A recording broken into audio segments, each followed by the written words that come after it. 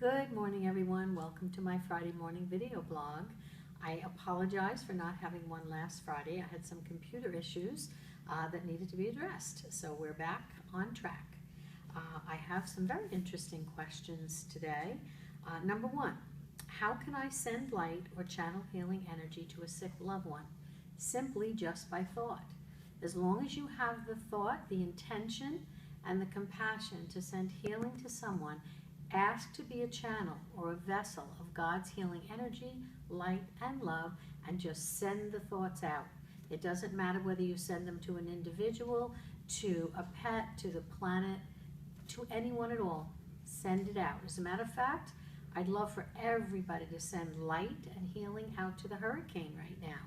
The more light you send to it, just imagine it dissipating and going out to sea. And if everybody gets together, it'll be a piece of cake. Okay, number two, what is your opinion on food and how it affects your health? Is the food we are eating making us sick? Are dairy and gluten allergies spiritual? Well, I'm going to kind of answer that a little backwards. I do find that some gluten issues are connected to people who are quote-unquote empaths.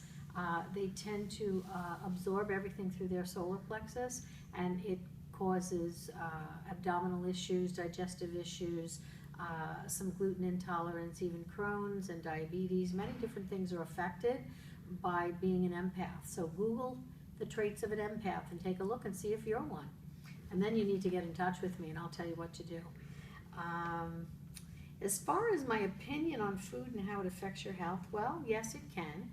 There are many people in this field who actually don't eat meat anymore or dairy products. They've become vegan, and they're able to feel better, feel more like their body is cleansed. I'm not one of them. I like red meat. I find red meat makes me feel energized after a long day of healing. If your body is not supposed to have it, it usually tends to flush it out. You'll find that you don't have tolerance for certain foods anymore. So those you just have to accept and go with. Can you give more details on smudging? What is the most effective way? Do you always use white sage? How often do you smudge? Yes, I do always use white sage. It's not the only thing that you can use. I'm not saying that it's the end-all be-all, but it is the effective way that I've found over the last 20 years to clear negative energy from your space.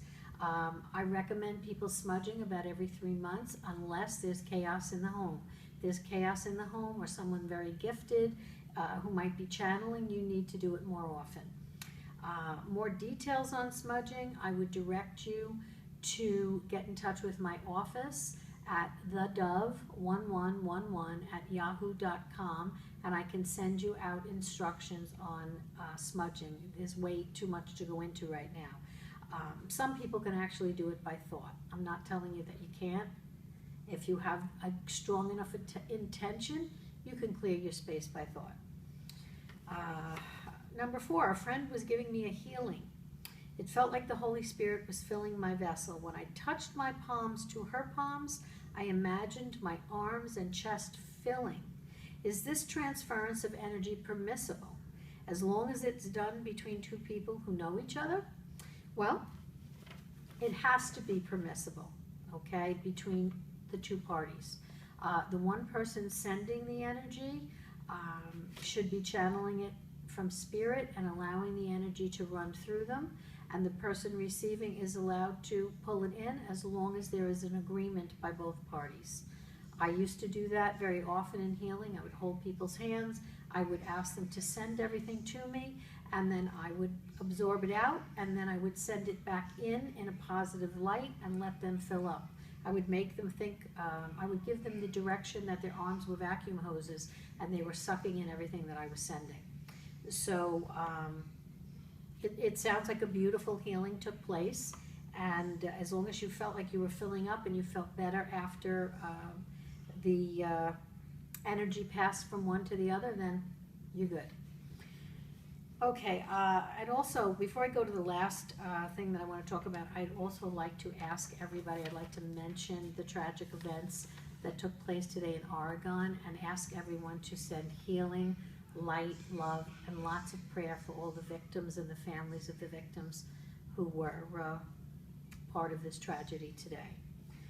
The last thing I would like to mention, it's not actually a question, but it's about the changes in the planets. What's been going on, the supermoon, blood moon, the planetary changes that have been going on in our universe. Every month has been a little bit different. We've been seeing relations come back around in the month of September and having to look at things once again. If you know anything about the planets, keep an eye on the sites that you like to look at. As far as numerology, October is the month that's going to reflect the rest of the year.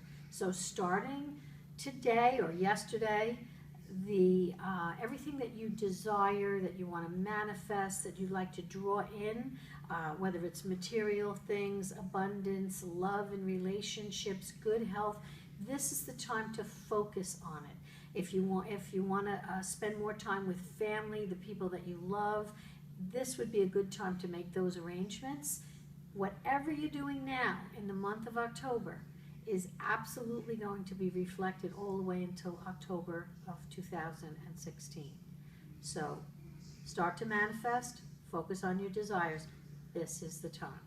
Okay, I want to thank you all very much. Thank you for the questions. Keep them coming and share them. Share this vlog with others so that they get to hear. I appreciate your attendance. Have a great day.